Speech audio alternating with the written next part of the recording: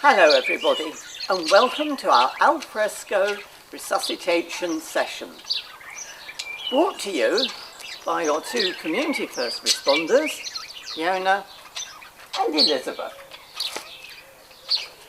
Normally these sessions are done with our partners at the village hall, but because of the different situations we find ourselves in today, we can't do it.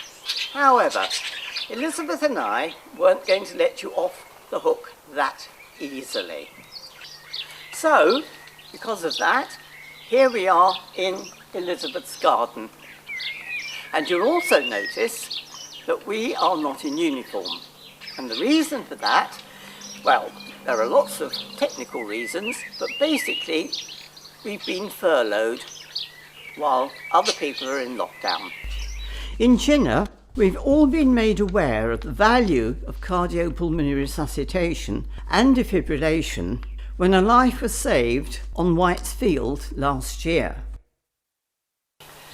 The reason for this session is to update you on the new procedures that have been put in place as a result of the coronavirus situation. We're going to talk you through them with a demonstration. Those of you who've been to our previous sessions and have learned how to do cardiac compressions will remember that we told you, as you do cardiac compressions, as you press the chest down and let it rebound, air is moved from the patient's lungs out into the air, and air is sucked back into the patient's lungs. Now that's absolutely fine and it's exactly what we want. However, because of the current problems we're having at the moment, it's best to avoid direct contact with the patient's expired air. As I approach the patient, it's very important to check that there's no immediate danger to myself or anyone else. I approach the patient when I'm satisfied that it is safe for me to do so. I'll check if the patient is breathing and his face colour, which may be grey, pasty, perhaps even slightly blue, depending on what's actually happened. I'll also try to arouse the patient with a verbal stimulus. Hello? Hello? Anybody in? We no longer kneel down and lean into the patient to look for and feel his breath on our cheek. I will listen and look for breath or movement for about 10 seconds from a standing position.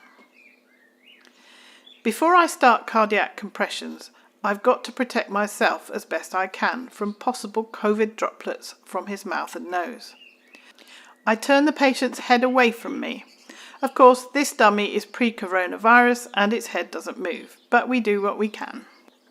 Cover the patient's mouth and nose with something light and gentle belonging to the patient. Do not use something belonging to anyone else because it will become contaminated. The position for cardiac compressions is the opposite side to the direction of the patient's nose and mouth. There should be no mouth-to-mouth contact. Continuous chest compressions will cause air entry and exit anyway, and keeping the blood pressure up with unpaused chest compressions is more important. Continue CPR until the ambulance service arrive. They will come in their hazmat suits and it's time to stand back while they take over. The defibrillator procedures have not changed, so they stay as we trained in the village hall. Just a reminder, you don't have to memorise where the defibrillators are. So long as there are two of you and you have called for help, the ambulance control will tell you where to go and what the code is to open the box and retrieve it. If there is a unit on the way, you won't be sent anywhere because they know that ambulances have these on board and you won't need to go running off and losing your breath trying to bring one back fast.